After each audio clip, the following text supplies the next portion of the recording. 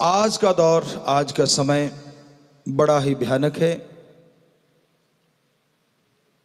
आज पूरी दुनिया में अशांति है। पूरी दुनिया में लोग दिमागी शांति के लिए, आत्मिक शांति के लिए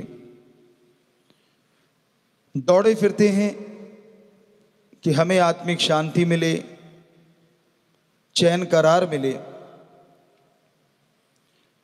और हैरानीजनक बात है,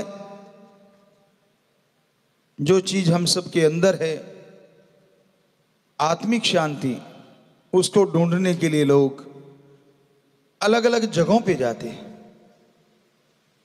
पहाड़ों में, उजाड़ों में, बियाबान, जंगलों में चेंजेस करते हैं वातावरण। लेकिन जब तक दिमाग के विचार चेंज नहीं होते, अंदर की सोच पॉजिटिव नहीं होती, तब तक कहीं भी जाओ आत्मिक शांति अंदर होते हुए भी नहीं मिलती। आत्मिक शांति को हासिल करने के लिए हमें बेहद जरूरी है अपने विचारों का शुद्धिकरण करना। और जब विचार शुद्ध हो जाते हैं, पवित्र हो जाते हैं, तो जो डीएनए है, वो जो सेल्स हैं, वो और मजबूत होंगे। तो उनके नीचे जो चीजें भी डीएनए की पनपती हैं, अब ढाल मजबूत है तो बॉडी पे असर नहीं होता। उसी तरह डीएनए की जो लेयर है, जो सेल कह लीजिए, तो वो जितनी पावरफुल होगी तो डीएनए उतना ही अच्छा होगा। उसकी मजबूती जरूरी है। आमतौर पे देखा हमने, हमारे आर्मी मैन, कमांडो आमतौर पे टीवी पे दिखते हैं, उनकी एक जैकेट पहनी होती है बुलेट प्रूफ। अगर वो मजबूत है तो नेचुरली बॉडी सेफ है। उसी तरह डीएनए के ऊपर जो सेल की लेयर है कह लीजिए, अगर वो मजबूत है तो नेचुरली अंदर सब कुछ सेफ रहेगा। उसकी मजबूती भी जरूरी है। और उसकी मजबूती डीएनए को अगर स्वस्थ रखती है तो डीएनए फिर हमारी फुल बॉडी में है। कोई नर्व के रूप में बन गया, कोई कुछ बन गया, कोई कुछ बन गया। ये भी आज तक साइंस को समझ नहीं आई कि सेम ऐसे कैसे हो गया। सेम चीजें हैं लेकिन ये अलग अलग रूप कैसे धारण कर गई। तो ये गुरुमंत्र, मेथड ऑफ मेडिटेशन, ध्यान में जब जाया जाता है, अगर आपकी रुचि इन्हीं चीजों में है तो यकीन मानो, आप इसी को लेके ध्यान में बैठ जाओ तो जरूर आपके अंदर नए नए स्रोत खुलेंगे, जिससे आप इसमें तरक्की करेंगे और समाज का भला कर सकते हैं।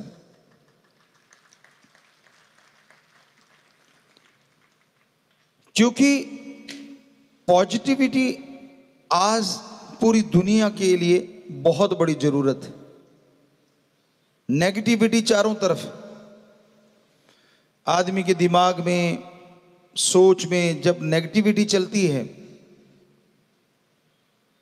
तो वो किसी को पॉजिटिव नहीं कर सकता। कहते हैं ना, जैसा खुद का तराजू होता है, सामने वालों को उसी में तोलता है। आदमी के खुद के विचार अगर भ्रष्ट हैं, विचार गिरे हुए हैं, तो सामने वाले को कभी नहीं मानेगा कि वो शुद्ध हो सकता है। और जिसके विचार शुद्ध हैं, उसको यूं लगता है सारी दुनिया ही ठीक है। दुनिया ठीक हो ना हो, जिसके विचार शुद्ध हैं, सुमरन करता है, उसके अंदर एक असीम शांति आती है। और जो खुद शांत है, वो पूरे समाज, पूरे देश, पूरे वर्ल्ड के लिए एक नायाब तोहफा है।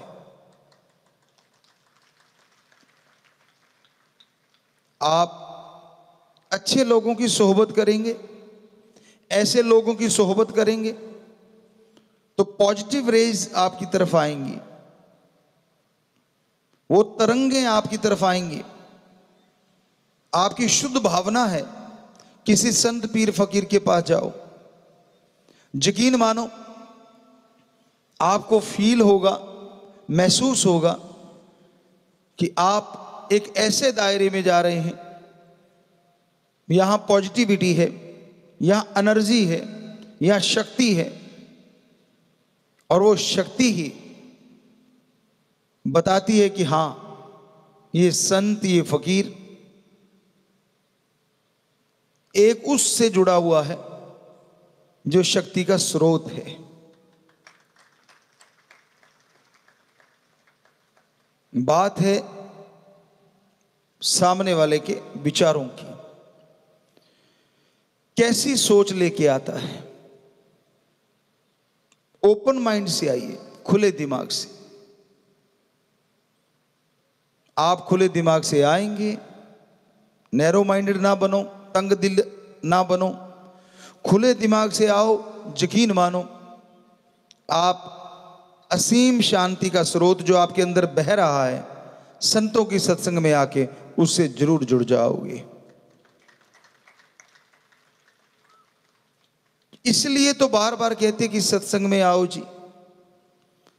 उसका कारण ही है, जब आप दुनियादारी में रहते हैं, समाज में रहते हैं, तो चारों तरफ बुराई का बोलबाला, चारों तरफ नशा, चारों तरफ खान पान में गंदगी, सुनने में गंदगी, देखने में गंदगी।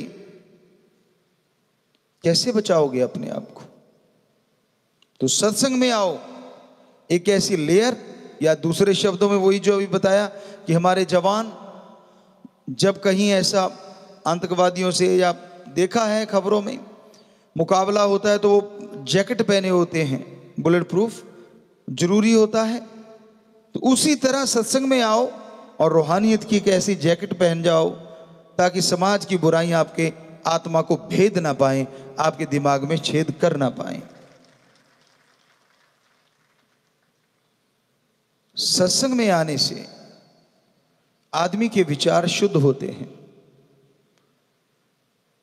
खुले दिल से सुनो, अपने विचार छोड़ दो। आप किन विचारों के स्वामी हैं वो तो संतों को पता चल ही जाता है। अहंकार त्याग के बैठो, कहीं भी जाओ, या संत महापुरुषों की, हमारे सभी धर्मों के महापुरुषों की पवित्र वाणी चल रही हो, या कोई संत बात कह रहे हो, ध्यान से सुनिए। आपको पता चल जाएगा कि कितनी एनर्जी होती है वहां, पॉजिटिव एनर्जी, कितना आनंद आता है। पर यह संभव तभी है ना जब आप सत्संग में आओगे और बैठोगे और ध्यान से सुनोगे। आपस में बातें ना करो। ये श्वास अनमोल बन रहे हैं आपके, फील करो उसको, महसूस करो। श्वास तो आप सारा समय ही लेते रहते हैं, इसके बिना तो गाड़ी चलती नहीं। लेकिन जब सत्संग में बैठते हो, वो श्वास महक जाते हैं, वो श्वास परम पिता परमात्मा के चरण कमलों में जाके टकराते हैं, और जब वापिस आते हैं तो आपकी आत्मा को शक्ति देते हैं। ये महसूस करने की बात है। जब आप एकाग्रचित होकर बैठोगे, जब आप बाकी के विचारों को छोड़ के बैठोगे, तभी तो कनेक्शन जुड़ेगा। अब वो प्लग में शू डालते हो, तारें डालते हो, आप जरा सी दूर रह जाए तो काम नहीं करती। अच्छे से लग जाए, प्लग इन हो जाए तो लाइट जलती है, इंस्ट्रूमेंट ये जितने भी बच्चे बजा रहे हैं ये चलते हैं। अगर लूज हो जाए तो कनेक्शन कट जाता है। उसी तरह जब सत्संग में बैठो, ओम परमपिता परमात्मा उस दाता के चरणों में ख्याल जमा के बैठो। आंखें खुली है तो क्या हो गया, ध्यान तो वहां लगाइए, सिक्स सेंस को कंट्रोल करके उसी में लगाइए, यानी एकाग्र चित्त होके सुनिए। तो यकीन मानो जब सत्संग से उठोगे अपने आप को फूलों की तरह हल्का महसूस करोगे।